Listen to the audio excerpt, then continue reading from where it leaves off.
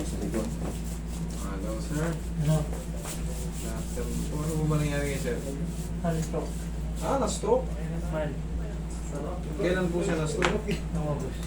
August.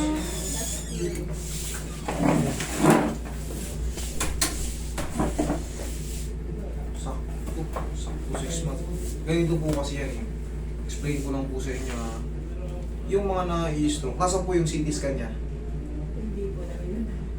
Hindi yun dinala kasi mahalaga yun. Titignan ko kung malaki yung ano, kung mayroong blood clot or nagkaroon ng ano.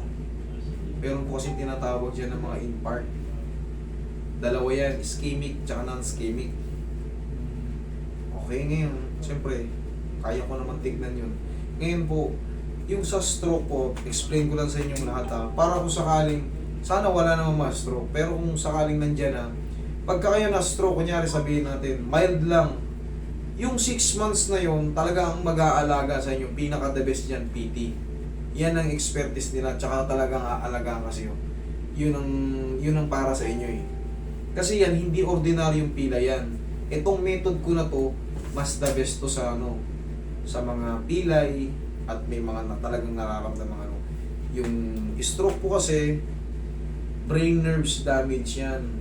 Maaring mawalan kayo ng salita, maaring mamanhid kayo, maaring hindi nyo maigalaw yung paa nyo. Kung saan tumama, cross. Tapos, sa sunod ng 6 months, kailangan niyang bugbugin nyo na yung sarili nyo ng therapy. Kasi after 6 months, kung ano yung natira, maaring mag-improve na lang yun ng konti pero hindi permanent na po yan. Yun po ang totoo. Ngayon, sabihin na natin lumagpas na kayo ng 6 months tapos nagpa-treatment kayo sa akin. Ang mawawala lang dyan, yung mga ngawit at sakit ng ano. Pero yung ganitong lakad, minsan ganyan, di ba, nakikita nyo yung ibang na-stroke, pumipilipit yung paa, hindi na po yun naaayos. May mga pumunta po rito, mayayaman pa talaga, yung iba, pero may robot pa yung kamay, biniyak yung ulo. Ganun pa rin. Talagang maraming milyonaryo na stroke, pero kaya nga bumili ng ospital eh. Pero biniyak na yung ulo, ganun pa rin. Yun po ang ano, hindi ko kayo sinisiraan ng ano, kumbaga, binibigyan ko kayo ng kaalaman. Kaya pag na-stroke kayo, mild stroke lang, 6 months, o hanggang 6 months, doon na kayo gumastos, magpa-stretch na kayo, magpa-alaga na kayo sa PT. Tapos, syempre, ang pinakapang ano talaga dyan, kasi meron tayong tinatawag na double stroke, triple stroke. Minsan, iba pumunta dito, 7 stroke na eh. Bakit? Kasi hindi sila nagbabago ng kinakain nila eh. Yun pa rin, prito-prito, adobo, mitsado, yung maaalat na panimpla, soft drink, sigarilyo, alak, yun pa rin, kumbaga, naka-recover pero nagiinom pa rin, nagsisigarilyo pa rin, kumakain pa rin ng mga pulutan, mga putok-batok talaga na ano, mga, alam nyo na yung mga pamulutan. Pag yan, hindi nyo binago, at yun pa rin, kanin pa rin, ganun. Ang the best kasi dyan pang-recover, mga soup lang, vegetable soup, lagyan nyo ng tinambugla na isda, wala nang gisa-gisa. Tapos bawas kayo sa kanin, di baling marami kayo sa ulam, mga gulay-gulay na mga isda. Kung magkakaroon man kayo ng prito-prito, siguro sa isang buwan, 2 beses, tapos itlog, pwede yan. Pero yung mga design pa rin, adobo, mechado, pork chop, lechon, soft drinks, bulalo, yun pa rin. Kumbaga yun pa rin ang daily routine nyo. Yun pa, kung ano inuulam mo, yun din inuulam niya. Hindi kayo nag-control, hindi makaka-recover yan. Kasi madadagdagan lang yung mga bad cholesterol ulit eh. Meron ng stock dyan, siyempre, ano nga yan, kaya nga pumutok yan kasi may blood clogging, cholesterol. Hindi kayang i-accommodate ng brain nerves. Nagkaka-clot or sumasabog. Ngayon, pagka yung brain nerves natin naapektuhan, merong abilidad na mawawala. Sa mga may ano kasi maraming discussion yan eh. Meron niya front lobe, lower lobe. Siyempre, minsan yung salita nyo, ganyan, yung may mga abilidad na to reach, to walk, yan yun sa utak natin may control. Ngayon sir, ang may tutulong ko sa inyo, may masakit ba sa katawan nyo ngayon o naka-recover na kayo? Ano po bang ano? Sihirap si tatay maglakad eh, di ba? Sa paa po niya masakit. Masakit yan. Kahit pa paano, may tulong ko yun dyan. Pero, Dapat dinala nyo yung ano eh. Kasi may uri ng stroke, dalawa yan eh. Diyan lang kayo tayo, upo lang kayo, upo lang kayo. Upo lang kayo. Yun nga, pagka sumabog na yung sa may ano, eh syempre, pagka pumutok yung utak, yung ugat, marami talagang, very common, isang kalahating katawan. Very common yun. Pero dito nga sabi sa inyo, may mga pupunta rito talagang mayayaman. Biyak na yung ulo, inoperahan sa US pa. Ganun pa rin, hindi rin makano. Ganun pa rin. Pero pang robotic yung kamay. Ganun pa rin. Yung iba, naka-wheelchair. Yung iba, 7 stroke na, pero buhay pa rin, pero hindi na makatayo. 5 stroke. Eh, paano hindi kayo may stroke? Eh, kung ano yung kinakain, kung pag nasa hotel kayo, sa mga restaurant, kung ano yung kinakain, mga hindi, okay lang yan. Mga mantika, okay lang yan. Kala nyo, okay lang yan, ha? Hindi, stroke kayo ulit. Relax lang. Pang ilang stroke na ni tatay? Isa pa lang. Ilang taon na si tatay? Ilang taon na kayo tayo? 63 po. 63. Oh. Tingnan mo yung ability to talk niya, na-apektuhan mo. Opo, may Ay. sa tao lumalabas. Sa tangko. Naiintindihan, kaso bitin. Ay! Yun ako. Pero, ang diskarte dyan tayo, paano makaka-recover yan? Sumigaw kayo palagi. Ano yung sigaw? Ah! Ganun nga, ah! Ah! Eh! Eh! I! I! O! O! U! U! Yan. Yung pantig na yan, pag palagi nyo nabubuo yung ah, malaki ang chance na makarecover sa salita. Kasi yung iba, yung anila, parang singaw. Kailangan yan sa umaga, take a deep breath. Ah! Eh! I! Kailangan niya yung pantig matigas. Kailangan yan. Pag nalalaman yung buo yan, malaking chance na ano yan. Okay? Yan ang palaging exercise niya. Babalik tayo sa simula. Opo. Okay. Sige, higa kang patagilid tayo. Kaya huwag na kayong magtaka kung may sumisigaw sa bahay nyo. Okay lang yun. Kasi hindi, yung makakakita sa inyo, huwag kayong mahiya ron kasi hindi rin nila gugustuhin na stroke. Yung tinuro sa inyong therapy, sundin nyo yun. Sige, higa lang tayo. Higa. Sige, tanda lang. Yan. Sige, higa lang tayo. Natatakot kayo, parang mahuhulog kayo, gano'n, parang nyo. Hindi naman. Hindi. Hindi na mga ano, Balance. balance. Okay. Tumataas din ba uric nyo, tay? Inborn yan, inborn. Okay, good. Yan kasi isa sa mga sinya. Pag ano, i-video nyo po, wala pong problema rito. I-record nyo po para yung mga sinasabi ko. Kasi dito, legal yung video. Hindi ako nagbabawal dito. Mas maganda yung mga sinasabi ko. Para kung may mga anak kayong nurse o may anak kayong doktor, para ako I'm willing to learn. Kumbaga, correct me if I'm wrong. Okay? Para ma-discuss nyo, ito yung sinabi ni 3M, ganito. O di, tumawag kayo sa akin, Master, okay daw yung ano, pero may isa kang mali. Kung ano yung mali ko, tanggapin ko. Di re-reviewin ko para may correct ko. Okay, yun ang mas maganda kasi. Para mag-improve tayo ng mag-improve. Meron pa kayong isang buwan. Meron pa isang buwan. 5 months na kayo eh.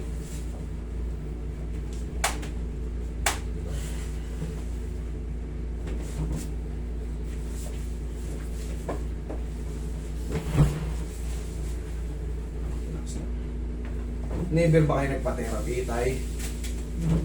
Anong ginawa niya? Anong ginagawa niya? Nagpa-therapy po siya sa Guam. Okay. Kita kayo, kita nyo. Sa Guam po High-tech kasi- na yun, ha? Sa Guam po kasi siya na stroke. US territory yun, malaking ano. Na-overpatiga ko daw. Sobrang trabaho. Sobrang trabaho. Kita nyo, malaking bagay kahit pa paano.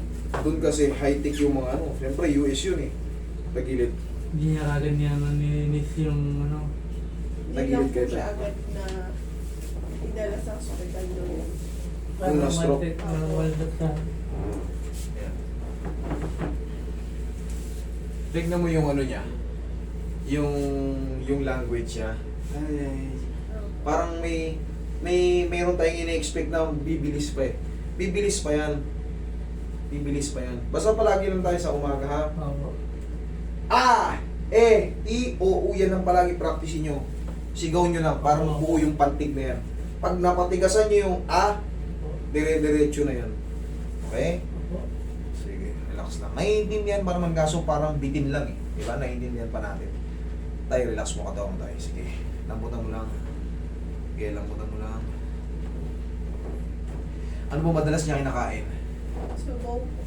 Tsaka kanin. Kumakain ka ng saluyot, ay Gulay. yan.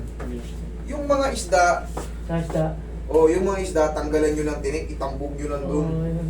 Di baling marami siyang kinaing ulam. Basta yung kanin kahit 2 sandok lang eh. Tapos ulam, sige, ubusin nyo isang kaldero. Yung mga patat, mga kalabasa, okra, tambok-tambok nyo na, lagyan nyo. Anong pinakamasarap sa mga ano? Sa mga na-stroke, ang pinakamasarap na ulam niya mga yan. Pagaluin nyo yung kalabasa, malunggay, mais, tapos isda. Huwag nyo iprito ha, itambog nyo lang doon. Yeah. Damihan nyo. Pagka may saluyot pa kayo, lagyan nyo pa ng saluyot. Yan lang palagi ulam nyo, makaka-recover kayo. Okay, tapa. Kaya nyo dumapa? Oo. Sige, tapa. O kung di nyo kaya dumapa, tagilid na lang ulit. Ayan, diyan ka lang tayo ha. Yeah. Tandaan mo yun ha. Sa mga na-stroke, alam pinakamasarap na pagkain. Kalabasa. Ano yung sinabi ko, malunggay. Saluyot. Yung mais. Alisin nyo yung mais. Yung sakan, yun lang, mas maganda yun. Pakuluan yan. Pakuluan nyo ng pakuluan, tapos tambog nyo yung mga isda lang. Huwag nyo nang iprito. Linisan nyo na na maayos. Alisin nyo yung tinik. Tambog nyo yan. Yan lang, soup. Pakuluan nyo lang. Lagyan nyo yung luya. Luya lang, sibuyas. Tapos, asin. Malinamnam din kasi sa may mais. Malinamnam din. Lagyan nyo lang ng iodized salt. Tapos, isang kawali. Pwede nyo ubusin yun. Tapos, ang ano lang, kahit half cup lang na kanin. Yan ang pakain nyo. Di baling busog na busog siya araw-araw. Tapos, ipilat nyo siya sa umaga. Pwede muna siya mag-wheelchair eh. Tapos pag ganun si Sir sa ano. Nagbabike po siya. O yun, kung nagbabike siya, pag napapawisan yan, tanggal yung mga old cholesterol niya, yung mga bad cholesterol no, na impact. Para hindi kayo ma-stroke ulit. Hindi nga ako yung nagpapawisan. Hindi ka pinapawisan. Hindi. Eh, papawisan ka yan. Bumili kayo ng ano, yung parang plastic na jacket. Sa una suits, yun. Okay? Yun ang ano. Tihaya kay tayo. Yan ang bilihin nyo. Konting tihaya tayo. Konting movement doon, pawis na kagad siya ron.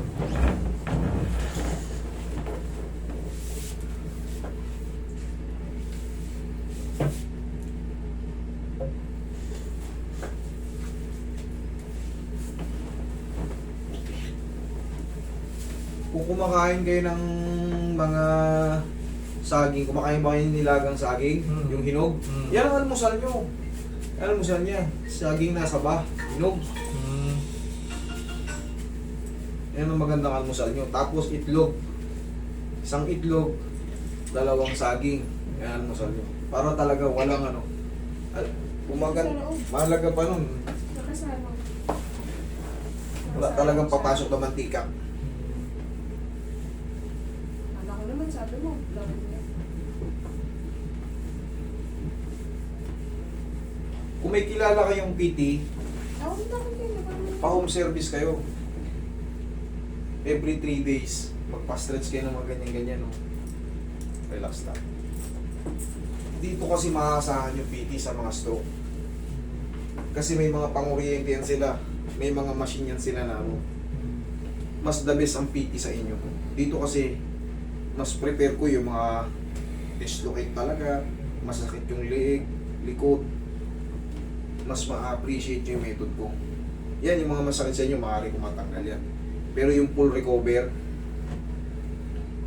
medyo sa PT talaga pinakadabis ang mas gusto. Although maganda naman yung magiging pakiramdam nyo after dito, siyempre magkaiba kami ng ano eh. Pero mas nire-recommend ko sa mga na, lalo mga mild lang, mild stroke, paalaga kayo sa PT kung may pera naman kayo. Kung may mga pera naman kayo. Pero yung iba, hindi pinalad, walang pera, tas na-stroke. Siyempre, walang panggastos. PT kasi siyempre gagastos kayo. May isang buwan pa kayong ano eh. Magpakarati pa kayo ng mga ano. Dito kasi hindi pwede pang araw-araw yung traction eh. Yung traction na wala, hindi pa. Traction.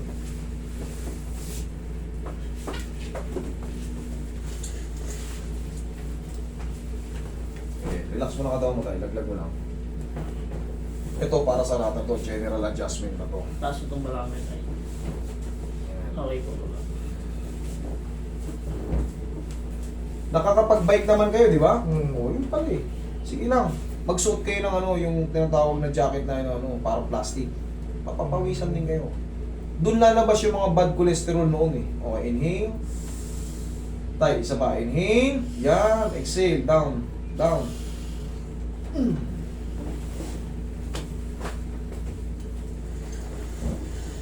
Kaya nyo naman bumili nun eh. Mura lang yun. 300, 400 lang yun eh. Oh, galing pala kayong buwang kahit pa paano may panggastos tayo kahit pa paano. Ganun nyo lang. Tapos sa umaga ha, upo kayo. Sa umaga, inhale, exhale, tapos sigaw kayo. Gusto nyo atake natin yung dila nyo? Oo.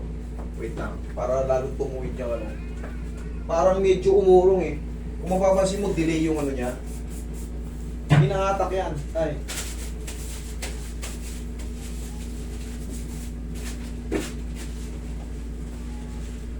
Hinahatak yan. Yan, sige. Naramdaman nyo ay tumunog? Oo. Okay, ngayon, ganito. Lakasan nyo. Ah! Ah! O, kita mo may H. Dapat yan mawala yung H. Sa araw-araw no, ah. Ah! Ah! Okay, wait. Kailangan yan mawala yung ha, ha, para mauna yung H. Dapat yan, ah! Wait lang tayo, unti ka sana.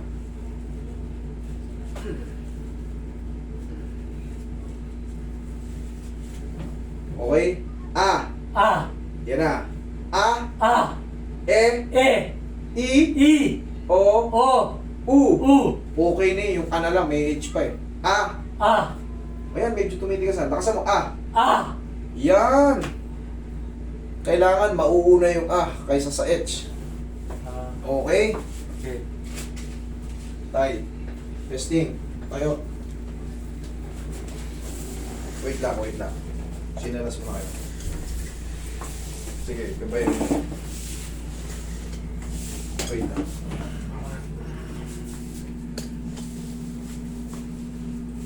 Ang pinaka-the best kay tatay, hindi ganito eh. Yung apat, para nakaka-hold muna siya pansamantala, hindi pa siya totally naka-recover eh. Actually, 1 month pa yung ano, meron pa kayong 1 month, hanggang 6 months yan eh. Bilihan nyo muna siya nung ano, para kahit pa paano, pag napagod siya, yan kasi may tendency pa yung bumaliktad eh. Pero pag apat, pwede siya mapagitnaan nun eh. Hindi yan babaliktad. Mura lang yan, kaya-kaya nyo. 1-2 lang ata tayo. Sige, tayo. Boy, huwag mong hawakan. Sige, hayaan mo si tatay maglakad. Sige, tingin mo yung ano tayo. Yan. Eh, huwag ka muna kumain. Sige, usog ka lang muna konti kung kaya mo. Oh, sige. Sige. Oh, sige. Oh, kaya naman pala tumayo ni tatay eh. Oh. Sige. Kanina hinahawakan siya. Sige tayo, ito lang, gabay mo muna to. Yan, ganyan. Yan, oh, sige, yan mo muna, itiin mo yan. Oh, kaya na mag-isa. Oh. Upo ka tayo. Explainin pa kita. Upo ka. Kaya mo na pala eh. Kaya mo na tumayo eh, kahit pa paano eh. Yan. Tay, ang gawin mo, ang pabili mo, Ang pangapat. opo, 4 para kung mapagod man kayo. Ito kasi malaki ang chance ito na bubuwal yan eh. Pag 4, pwede kayong tumukod doon. Ganun nga kayo. Yan ang gagawin nyo sa umaga. Palakpak para mapawisan yung kilikili nyo. Lalabas dyan yung tinatawag nating mga pawis o yung mga old na residue ng cholesterol natin. Kaya naman, nga. Tapos, palagi yun ang papracticein yan, ha. A, E, I, O, U. Tapos, ilabas nyo yung ilabas nyo yung inhale, ilabas nyo, sige lang sa umaga lalo para yung puso nyo ma-exercise. Yun kasi ang exercise ng puso. Inhale, exhale, sige, lakas. Yan. Kasi yung pantig natin ng yung vocal cords nyo ang kailangan lumabas. Hindi pwedeng pag gumanyan na yung salita nyo, wala na. Malabo na kayo. Pero ngayon, malaki yung development. Kumbaga, yung yung mga salita nyo matigas na. Malaking chance na mag-develop pa. Okay, tay? Paggabi, parang may kuto ko dyan. Sa gabi, para may kuto, alam nyo bakit? Sa brain po yun, brain nerves. Sa loob po yun. Pero wala namang ngayong kuto. Hindi na kayo kakapitan ng kuto, dudulas yung kuto dyan, malalag po. Hindi, tay, sa loob yun, tay. Yun po yung tinatawag na brain nerves damage. Okay? Palakas kayo, ha? Sige. Pagka naman kung pasyal na kayo dito. Salamat. Kaya naman